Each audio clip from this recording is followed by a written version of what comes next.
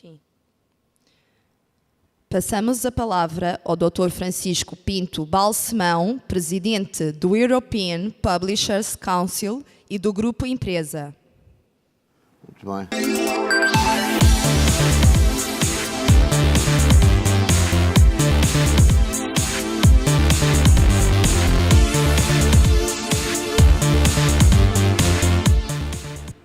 Olá, muito bom dia a todos. Tenho pena que a nossa companheira de painel, representante do Google, não esteja cá. Espero que lhe façam chegar algumas das coisas que aqui vou dizer. E eu começaria por vos recordar que o título desta sessão é Investidores, novos modelos de negócio precisam-se.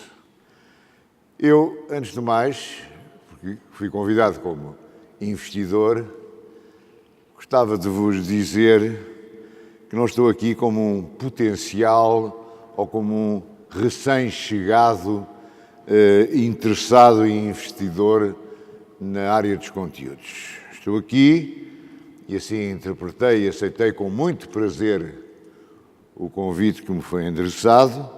Estou aqui porque há muitos anos invisto e trabalho em empresas que criam e que comercializam conteúdos de informação e de entretenimento produzidos por profissionais contratados para esse efeito e que esses profissionais, hoje somos cerca de 1.200 no grupo Empresa, esses profissionais são recrutados com rigor, recebem formação interna e externa e que, além disso, recebem pontualmente os seus salários ao fim de cada mês.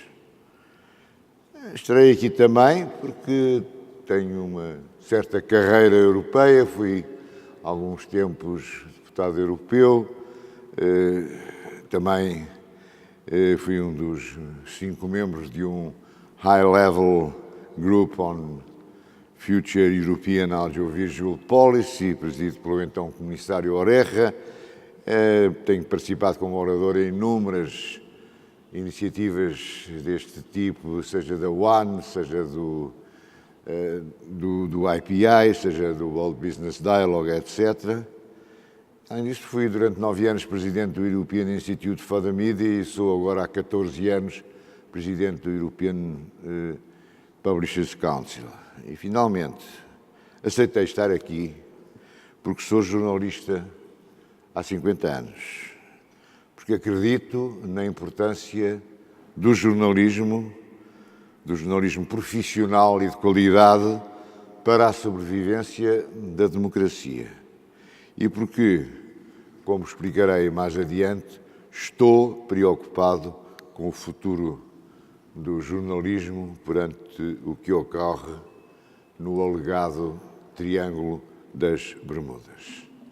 Desculpem esta introdução tão vasta e que se justifica, para além de todos nós gostarmos sempre de falar de nós próprios, para explicar que não cheguei de paraquedas a esta sessão e que me motivam outras razões que não são apenas razões de negócio, não são apenas razões materiais. Dito isto, não quero gastar muito tempo com diagnósticos sobre a situação que vivemos, no entanto, para que falemos todos a mesma língua, ou pelo menos para que os outros participantes conheçam e procurem entender a linguagem que eu falo e utilizo, vou recorrer, com adaptações, a um documento interno do Grupo Empresa, que nós carinhosamente chamamos a Bíblia, para fazer um rápido enquadramento de como eu vejo este tema. Todos sabem que, para além de uma crise conjuntural muito aguda, agravada pela crise económica e financeira geral, os meios de comunicação atravessam em Portugal e no resto do mundo, ou vivem uma revolução e que lhes provoca uma crise estrutural de consequências imprevisíveis e que temos convencionado chamar revolução digital. As grandes linhas de força dessa revolução são agrupáveis em três tipos de mudanças que eu agruparia em mudanças tecnológicas, mudanças de consumo e mudanças da estrutura do negócio. Começando pelas mudanças tecnológicas, nós passamos, todos sabemos, do paradigma analógico para o paradigma digital.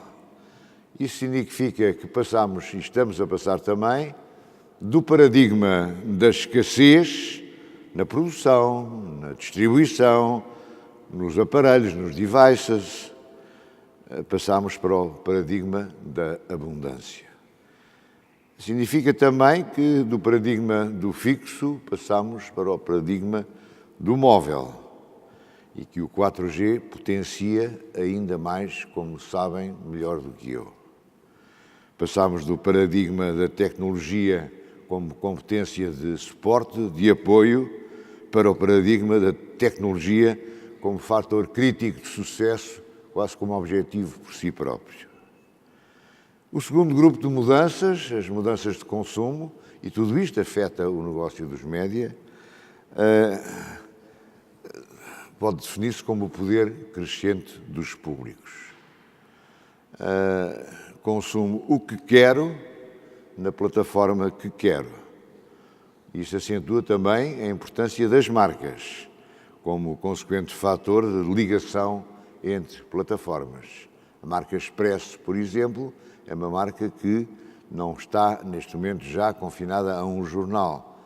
Aplica-se e existe num site, aplica-se e existe em apps para tablets e etc. Implica também o controle do tempo. Consumo quando quero. O chamado consumo assíncrono. Implica passarmos todos, até certo ponto, de consumidores a produtores e de consumidores, por vezes, a coautores.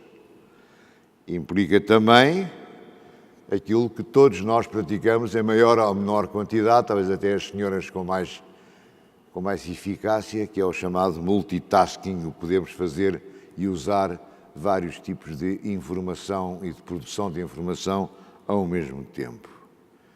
E, como todos sabemos, as redes sociais surgem como novos filtros, e os meios de comunicação social não podem aliar-se disso, bem como a questão da linearidade e da não linearidade implica um novo papel para a interatividade e implica um novo papel também, a necessidade de reinvenção do storytelling, ou, para usar uma palavra agora muito na moda em Portugal, uma reinvenção da narrativa. O fenómeno da desencapsulação é outro fenómeno recente na música, mas também, cada vez mais, no vídeo e nos textos escritos. Há, portanto, como que uma hipersegmentação e isto leva à fragmentação das audiências e nós, nos meios de comunicação social, nós como investidores, e é por isso que eu aqui estou e que fui convidado, temos de ter tudo isso em conta. E depois a questão da gratuitidade, que é uma questão que vai ser discutida e que eu vou discutir a seguir, é importante, até porque há uma tentativa permanente de despenalização social da pirataria e há a busca de novos, ao mesmo tempo, do outro prato da balança, a busca de novos paradigmas ou de novos modelos de compra e de pagamento. Finalmente, terceiro grupo de mudanças, as mudanças na estrutura do negócio das empresas de comunicação social. Eu daria como título a este terceiro grupo de mudanças o primado da flexibilidade e da incerteza. Porque realmente a cadeia de valores está alterada. Alteraram-se as relações de forças entre produtores, agregadores e distribuidores de conteúdos. Gera-se a incerteza, mas gera-se também a premência da colaboração entre as várias áreas de indústria, se ainda lhe podemos chamar assim. Por outro lado, diminuem-se ou são destruídas barreiras à entrada e à emergência de novos players, de players não tradicionais. Estou a pensar no Google, estou a pensar no Facebook, por exemplo. Mas estou a pensar também nos próprios fabricantes de aparelhos de televisão, estou a pensar em todo o fenómeno da Connected TV e dos conteúdos que já vêm incorporados no televisor quando os compramos. Verifica-se, portanto, um alargamento ou indefinição do conceito de concorrência. Temos mais concorrentes diferentes, concorrentes mais difusos em muitos casos. Por outro lado, este paradigma, um conteúdo, várias plataformas, tem consequências. Entre elas, eu citarei as seguintes: novas estruturas de governação nos grupos de média, diluição de barreiras entre média tradicionais, premência de uma produção eficiente com total controle criativo para multiplataforma e multi-ecrã, gestão flexível da janela dos direitos. E depois temos a maior desintermediação na venda de conteúdos, na venda da publicidade. Isto, por sua vez, tem as suas consequências próprias. Citarei que passamos de uma cultura orientada para as agências e para os intermediários, para uma cultura também orientada para os clientes e para os consumidores finais. Uma relação mais direta com os clientes e com os consumidores finais. Torna-se importante aprofundar o conhecimento sobre o consumidor final. E surge o conceito de comunidade de audiências. Por vezes não é um consumidor individual, são comunidades de audiências que nós temos de servir com os conteúdos que vamos criando. E, como sabem, a over-the-top television, que julgo que será aqui também discutida, aparece como uma oportunidade estruturante, quer para quem produz conteúdos, quer para quem os recebe. Sobre tudo isto, paira a premência de busca de novos modelos de monetização de conteúdos. E é esta última consequência que referi, a necessidade, a premência da busca de novos modelos de monetização de conteúdos, não implica apenas novas orgânicas na governação das empresas de comunicação social, como aquela a que procedemos no Grupo Empresa em outubro do ano passado. Implica também, como escreveu recentemente o meu colega de trabalho e amigo Pedro Norton, implica que as telecoms, os fabricantes de televisores, os motores de busca são ou tornam-se parceiros incontornáveis. Muitas vezes conhecem os nossos clientes finais melhor do que nós. Muitas vezes dominam melhor do que nós as tecnologias necessárias para lhes proporcionar um maior engagement, maior compromisso com os nossos conteúdos. Por tudo isto, o futuro é, nesta frente, necessariamente colaborativo. Temos, portanto, de construir um futuro colaborativo. Mas, para isso, é preciso que estes parceiros que acabo de mencionar, bem como os governos, as organizações internacionais, a sociedade civil, aceitem e apliquem as regras do jogo e sancionem quem incumprir.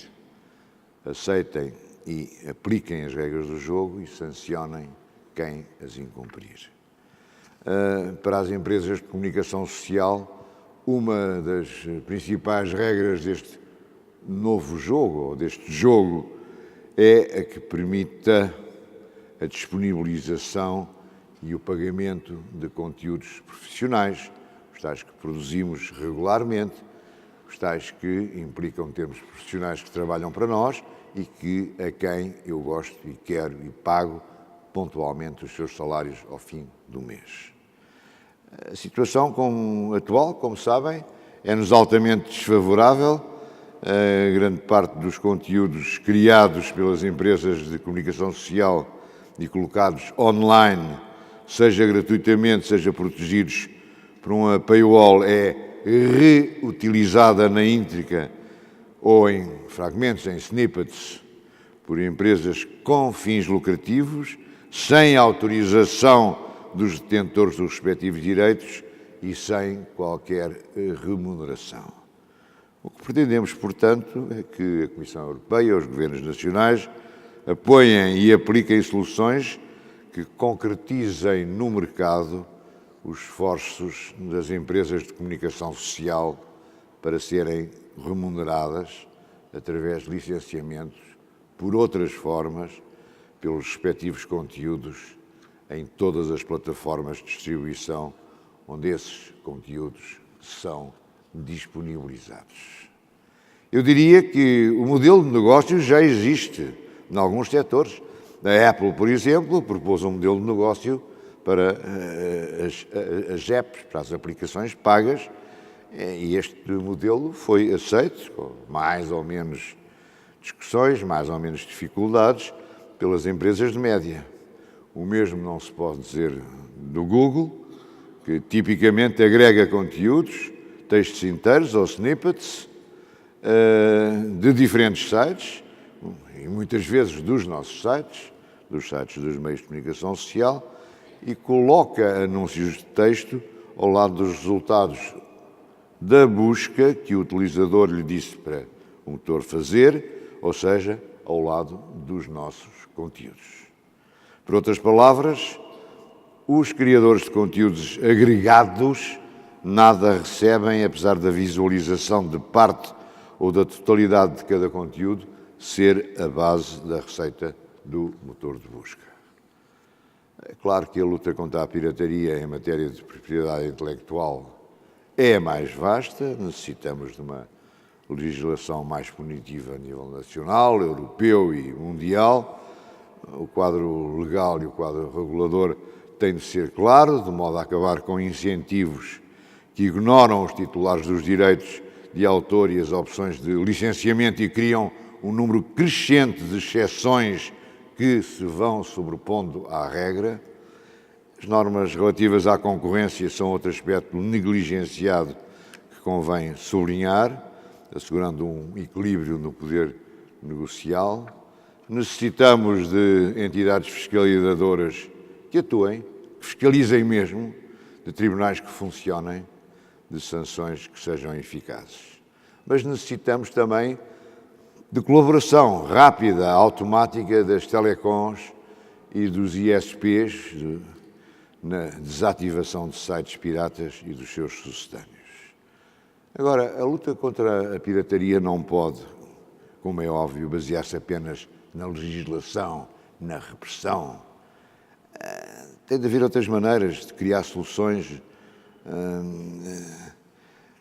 que sejam de nossa iniciativa, que facilitem o cumprimento das obrigações por parte dos consumidores, sobretudo, e os levem a compreender que a nossa cruzada não é contra os consumidores, mas sim, em última análise, em defesa da qualidade e, portanto, a seu favor.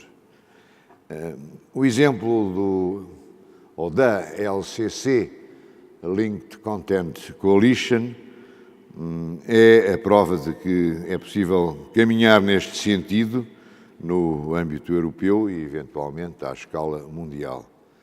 A LCC, Linked Content Coalition, inspirada na previsão de Charles Clarke, que dizia: a resposta à máquina está na máquina, the answer to the machine is the machine, é um projeto que visa ajudar as indústrias baseadas nos direitos de autor a disponibilizar mais conteúdos em toda a União Europeia, utilizando soluções inovadoras para gerir os seus direitos e, assim, expandir a vertente não parasitária da economia digital. Nós, empresas de média, não podemos ficar à espera que os nossos utilizadores ou os nossos parceiros de negócio respeitem os nossos direitos, se não houver uma forma universal de os expressar. Ou seja, a falta de uma linguagem de direitos comum impede o progresso. E é isso que pretende o LCC. Não vou entrar aqui em pormenores técnicos. Na net encontrarão todos os pormenores se estiverem interessados.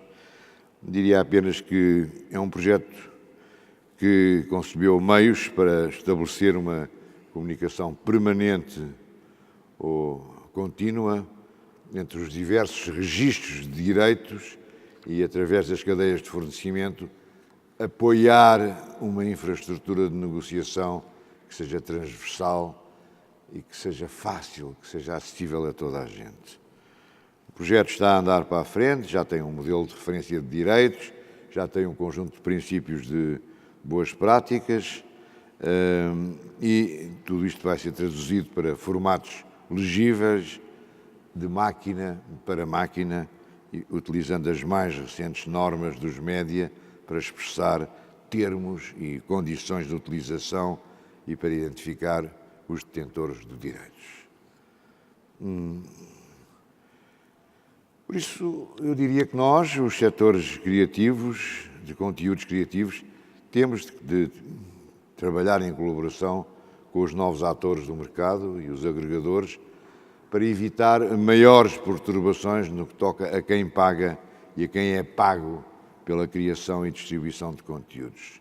Para se gerarem garantias de negociação num mercado multimédia altamente fragmentado, as normas comuns são essenciais. Quando se lida com motores de busca globais e vastas plataformas de distribuição, razão pela qual a implementação universal deste modelo LCC é fundamental. Minhas senhoras e meus senhores, termino recordando que o que está em jogo não é apenas uma questão de evidente justiça na repartição da riqueza, na repartição de receitas, que atualmente favorece demasiado um elo da cadeia de valor e prejudica demasiado outro elo dessa mesma cadeia de valor. O que está em jogo é que este elo enfraquecido, os editores, os publishers, as empresas de média ou de comunicação social, chamemos-lhe o que quisermos, este outro elo enfraquecido é essencial para a sobrevivência de um ecossistema democrático que anda à procura de novas soluções de equilíbrio, de outras aplicações e funções para os checks and balances de diferentes modalidades de participação dos cidadãos e da sociedade civil numa governança que já não se reduz a votar de 4 em 4 anos e a ir pagando cada vez mais relutantemente os impostos e, no nosso caso, a cumprir o acordo com a Troika. Se o elo mais enfraquecido é essencial, deixem-me só reforçar porque é que ele é essencial. Primeiro, porque a avalanche incontrolável de informação, pseudo-informação, opinião, pseudo-opinião, rumores, ataques descabelados, cobardes, porque cometidos muitas vezes ao abrigo do anonimato. Tudo isso que a net nos proporciona necessita de quem separa o trigo do joio e que o faça segundo critérios profissionais, regras deontológicas e sujeito a sanções. E depois, porque a própria legitimação do poder não é apenas o poder político, de todos os poderes, os antigos e os novos poderes, o poder económico, o poder desportivo, o poder cultural. A legitimação do poder não se processa através do Facebook, ou do Twitter, ou do Google, mas sim através de mediadores com credibilidade reconhecida, com créditos profissionais e sujeitos eles próprios a permanente escrutínio. Não só dos que compram ou veem os seus produtos, mas, como sucede no caso português, da intensa atividade dos reguladores, que, em contraste, pouco ou nada fazem ou podem fazer relativamente aos despautérios praticados a cada segundo na net e nas redes sociais. Eu li algures que a história do Triângulo das Bermudas, afinal, não tinha qualquer base científica, mas que foi algo explorado por vários autores, que dela retiraram amplos rendimentos, nomeadamente o Charles Berlitz, acho que vendeu só ele 5 milhões do seu livro. E, claro, beneficiando dos seus direitos de autor. O Triângulo das Bermudas, da propriedade intelectual, provavelmente também não existe. Resta saber qual das partes envolvidas, investidores, piratas ou criadores, ou com maior rigor, criadores de conteúdos, produtores de software e de hardware, distribuidores, agregadores de consumidores, agregadores ou consumidores, qual das partes envolvidas, dizia, está interessada a manter a ficção e, claro, a não pagar direitos de autor. Muito obrigado.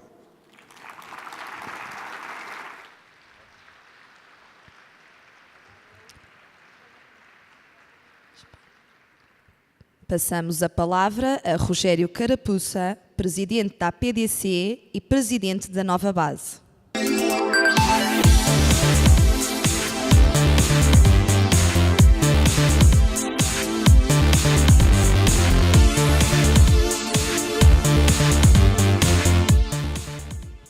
Muito bom dia. Começo por agradecer ao Sr. Presidente da Fundação AIP o convite para aqui estar presente. Cumprimento também o Sr. Inspetor-Geral das Atividades Culturais, Sra. Vereadora da Economia, da Inovação, da Modernização Administrativa e de mais algumas coisas que numa intervenção de 20 minutos não conseguirei certamente referir, da Câmara Municipal de Lisboa. Muito obrigado a todos pela vossa atenção. Farei esta intervenção essencialmente como Presidente da Nova Base, uma vez que foi nessa empresa que tenho, ou é nessa empresa que tenho desenvolvido a minha atividade profissional nos últimos anos, para além de uma primeira fase da minha atividade profissional como professor universitário, e é isso que de alguma forma eu posso citar enquanto exemplos daquilo que procurarei apresentar aqui hoje a vós. Começo por vos dizer que não gosto especialmente do nome economia criativa, na medida em que todas as economias são criativas, ou seja, é através de um processo que parte de determinado conjunto de ativos, atravessa uma determinada cadeia de valor e é gerado um conjunto de bens e valor económico que nós desenvolvemos a nossa atividade económica. E isso é verdade, quer para uma economia mais tradicional, quer para a economia que hoje estamos aqui mais preocupados. Por isso, prefiro usar o termo economia da criatividade, porque a economia da criatividade é, de facto, um processo, um conjunto de processos, em que os ativos fundamentais dos quais partimos para criar valor económico são distintos daquilo que acontecia nas indústrias tradicionais a que estamos habituados nos últimos séculos. É que há um ativo fundamental que existe e que é decisivo na economia da criatividade, que são as pessoas, e que é a inteligência e o conhecimento dessas pessoas. E é isso que transforma esta economia da criatividade numa economia diferente das economias a que estamos habituados. Então, a pergunta que deveríamos colocar, imaginando que consigo passar para o slide seguinte, Não. A pergunta seguinte que precisamos de colocar, e é essa que eu procurarei aqui dar resposta, será: quais são os ingredientes de uma economia da criatividade que são decisivos, porque é isso que torna esta economia diferente das restantes, e é isso que torna aquilo que estamos a discutir hoje aqui diferente de tudo o que poderíamos discutir a propósito de processos industriais, por exemplo, que são tipicamente diferentes. Então, quais são os ingredientes verdadeiramente diferentes nesta economia da criatividade? O primeiro são as pessoas. As pessoas são o ativo central desta economia da criatividade. E isso faz toda a diferença. Faz toda a diferença para as empresas, faz toda a diferença para o processo económico, faz toda a diferença para a forma como gerimos essas empresas no dia de hoje. As pessoas são, de facto, o ativo central. Porquê é que isso é diferente? Bom, é diferente porque nós estamos habituados ao paradigma de que as empresas existem e são entidades perenes, independentemente das pessoas que lá trabalham. Nós estamos habituados ao paradigma de que há uma ou outra pessoa que é substituída, há uma ou outra pessoa que sai da empresa e a empresa continua naturalmente, porque ninguém é insubstituível. Nós estamos habituados a esse paradigma. Contudo, na economia da criatividade é bem diferente. Uma empresa sem alguma das suas pessoas-chave é uma realidade completamente diferente. E por isso, os fatores de retenção e os fatores de ligação das pessoas às empresas têm que ser estimadas na economia da criatividade de forma completamente diferente. Imaginem o que seria uma Apple sem Steve Jobs, por exemplo, para terem a diferença, verem aquilo que é de facto, ou que seria de facto, uma empresa completamente diferente. Ligado às pessoas, existe uma questão fundamental que todos os investidores precisam de conhecer e que estaria a aparecer aqui no meu slide, não fosse a tecnologia me trair aqui um bocadinho, mas eu peço à nossa regi que, quando eu fizer sinal, dê um toquezinho ali no return ou no page down, dado que este instrumento não funciona, é de uma economia mais tradicional. Relacionado com as pessoas, temos a noção de partilha. A partilha na economia da criatividade tem que ser muito diferente do que aquilo que era nas economias tradicionais. Porquê? Porque as pessoas são muito mais relevantes e porque as pessoas centrais para o desenvolvimento de uma organização são muito importantes para o desenvolvimento dessa organização. E, portanto, é fundamental que essa organização garanta que as suas pessoas fundamentais continuam com ela. E por isso é preciso partilhar. É preciso que os investidores estejam preparados para partilhar. Partilhar não só os sacrifícios e a retribuição natural de ter um salário, mas partilhar, sobretudo, uma parte significativa do valor económico gerado. É por isso que, na Nova Base, nos anos 90, nós criámos a noção de rede de empresas em que os nossos valores fundamentais eram acionistas de algumas das entidades que nós criámos, e é por isso que hoje, nos anos 2010, temos uma outra realidade chamada Nova Base Capital, que procura novos talentos e procura partilhar o valor económico gerado, porque essas pessoas serão acionistas ou são acionistas dessas empresas. Por isso, a noção de partilha é fundamental para que nós consigamos reter connosco as pessoas mais importantes das nossas organizações nesta economia da criatividade. Vamos ver agora se este instrumento funciona. O segundo fator distintivo fundamental desta economia é a noção de conhecimento. Ou seja, as pessoas fazem um investimento fundamental ao longo da sua vida em adquirir conhecimento. As pessoas têm a sua criatividade própria que o seu ADN trouxe e esse património é necessário valorizar.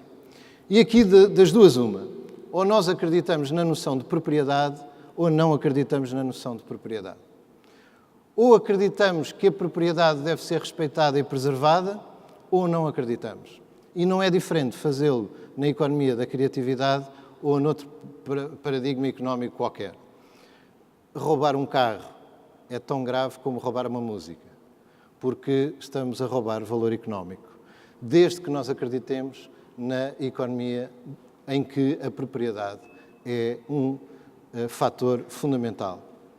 Ora, acontece que todas as experiências que a humanidade tem vivido até hoje, o valor económico foi sempre gerado fundamentalmente nas zonas, nos países, nas sociedades onde a propriedade individual e coletiva foi estimada. Não há experiências positivas conhecidas no sentido contrário. Por isso eu acredito na propriedade e daí que acredito que a proteção da propriedade intelectual não é diferente da proteção de outro tipo de propriedade qualquer. Porque é tão ilegítimo nós irmos contra os direitos de propriedade de alguém que pegou em capital e alguém que pegou em fábricas e alguém que pegou noutro tipo de ativos e construiu determinado tipo de bens ou serviços, como alguém que pegou na sua vida toda, desenvolveu-se, estimulou aproveitou a sua inteligência, criou produtos, aprendeu, empenhou-se e, portanto, tem direito à propriedade daquilo que hoje consegue fazer. Ainda que esses bens sejam mais imateriais. Por isso é mais fácil roubar na economia da criatividade, porque porventura os autores podem estar escondidos, porque porventura os autores possam mais facilmente executar aquele crime, mas não deixa de ser crime, pelo facto de se estar a atentar contra o direito de propriedade. E por isso, ligado com a inteligência, ligado com o investimento que é necessário fazer, quer do ponto de vista económico, quer do ponto de vista técnico, científico, etc., para produzir bens e serviços na economia da criatividade, está a noção de propriedade e da proteção dessa mesma propriedade. Quando falamos de economia da criatividade, estamos a falar nas áreas culturais, estamos a falar nas áreas artísticas, estamos a falar na produção científica, estamos a falar na produção de serviços profissionais, na consultoria, na produção de software, enfim, todas as atividades em que a criatividade humana é o ativo fundamental. E esse ativo tem que ser protegido. As formas de proteção desse ativo são, obviamente, mais sofisticadas devido à natureza desta indústria. Uma das características desta indústria que a torna diferente das outras é que só é possível ter criatividade com diversidade. Toda a unicidade é contra a experiência humana. O homem vive bem em diversidade. Não é possível criar fechado em quatro paredes. É necessário criar dialogando, falando, interagindo, vendo o que produzem os outros produtores do mesmo tipo ou de outros tipos de arte, de ciência ou de outra coisa qualquer. A diversidade é essencial para a produção artística, científica, cultural, etc. E por isso, ligado à diversidade, existe um fator fundamental nesta economia que é a forma de a difundir. Esta diversidade hoje existe no mundo. Em 2012 foram produzidos tantos dados,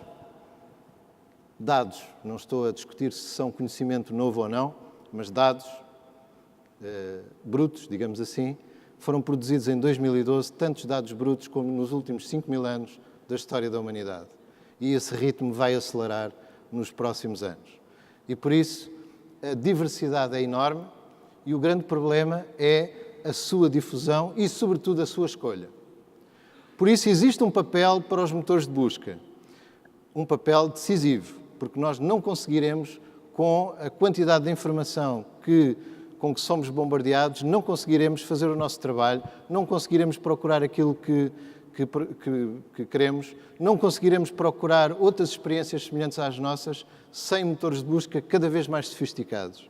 E a citação e a redireção, usando esses motores de busca para outro tipo de conteúdos relacionados com aqueles que estamos a procurar, é uma característica fundamental que todos os criadores vão precisar. Só que essa ligação tem que ser feita respeitando os direitos de propriedade. Mas a existência dos links, a existência da redireção tem que ser mantida. Caso contrário, nós estamos a restringir a diversidade que um criador pode ter acesso e, portanto, estamos a matar a sua capacidade de criatividade. Por isso, como em tudo na vida, é necessário encontrar um QB. Lembram-se do QB da culinária? Sal, QB. É uma coisa que eu nunca consegui perceber bem quanto é que aquilo era, porque a minha formação de engenharia não me permite perceber bem quanto é que é essa quantidade. Mas, de facto, nós passamos a nossa vida toda a procurar encontrar o nosso QB. O nosso QB na amizade, o nosso QB na relação com as pessoas, o nosso QB na criatividade, o nosso QB na força, o nosso QB na forma como utilizamos essa força, o nosso QB na forma como utilizamos a inteligência. E aqui temos que encontrar o nosso QB na forma como autorizamos a citação e autorizamos a redireção e autorizamos a linkagem, por forma a não restringir, a não provocar a disrupção dos efeitos e da proteção da propriedade, mas também de forma a não restringirmos muito essa capacidade de busca, porque ela é essencial à produção de novos conteúdos e de novo conhecimento. E agora a distinção entre países, regiões do mundo e cidades. A globalização e a forma como a população mundial se tem distribuído estão a mudar o planeta. Pensa-se que em 2050, 80% da população mundial vai viver em cidades. E vai viver essencialmente em grandes cidades. E as fronteiras físicas hoje estão a ser abatidas. As fronteiras entre países, as fronteiras entre regiões do mundo, as fronteiras entre pessoas, as fronteiras entre línguas, as fronteiras entre moedas, todas as fronteiras hoje estão em causa. As fronteiras, no meu ponto de vista, que vão permanecer durante mais anos no futuro, serão as fronteiras das cidades, porque serão fronteiras naturais de aglomeração das pessoas através da sua tendência natural para se juntar a outras. É isso que a demografia hoje nos mostra, é isso que nós vemos acontecer todos os dias.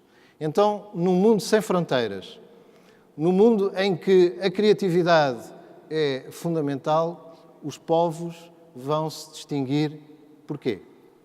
Vão se distinguir essencialmente através da sua cultura, através da forma como a sua criatividade os torna diferentes de outros povos do mundo. E já agora, do ponto de vista de criatividade, os portugueses têm alguma vantagem competitiva, porque somos capazes de funcionar em ambientes onde outros povos que exigem processos mais estruturados têm mais dificuldade. Portanto, é na zona das indústrias da criatividade que Portugal pode ter também ele próprio o seu futuro e que as nossas cidades podem ter elas próprias o seu futuro. E é a cultura que nos traz identidade. Como dizia o poeta, a minha pátria é a língua portuguesa. E eu diria que o futuro de Portugal está em utilizar estes 4 fatores ao serviço dos nossos criadores.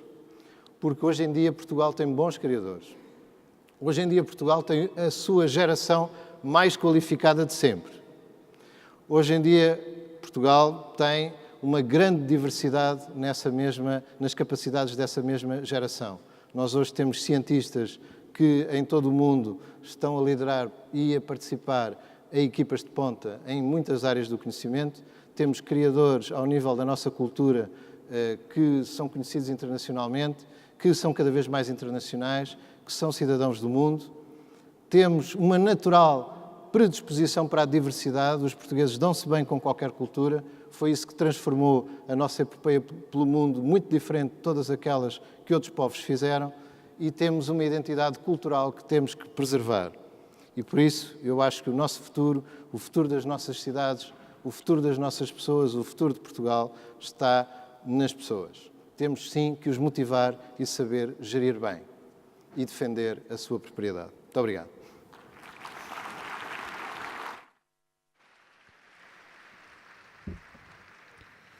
Vamos dar início ao painel de moderação conduzido por António José Teixeira, diretor da SIC Notícias. Bom, Muito bom dia a todos. O painel está aqui, já ouvimos as intervenções do Dr. Francisco Pinto Balsemão, do Sr. Engenheiro também, do Rogério Carapuça. Ficaram aqui dados importantes para reflexão, para debate posterior, haverá um painel já a seguir. Lamentamos a ausência da doutora Bárbara Navarro, houve um percalço com o seu voo, que a impediu, o seu voo de Espanha, que a impediu de estar aqui presente. Seria, de certo, também um contributo importante para esta discussão. De qualquer modo, ficaram aqui alertas importantes num tempo de revolução digital que está ainda em curso. Como todas as revoluções, é um tempo conturbado, criativo, desafiante, mas também um tempo desregulado. E aqui ficaram alertas, como disse, importantes, tendo em conta o direito de propriedade, o reconhecimento dos direitos de autor, e sendo certo que é importante que nos convençamos que neste tempo em que na economia, no Estado de Direito, na democracia, não há economia, não há Estado de Direito, não há democracia sem o reconhecimento do direito de propriedade, sem o reconhecimento dos direitos de autor. A intermediação, a edição, o escrutínio, talvez continuem a ser muito importantes para separar aquilo que aqui também foi dito, para separar o trigo do joio. Com estes contributos que aqui ficaram, de certo vão enriquecer o debate posterior. Para já vamos fazer um intervalo de cerca de 30 minutos até ao próximo painel. Muito obrigado. Muito bem.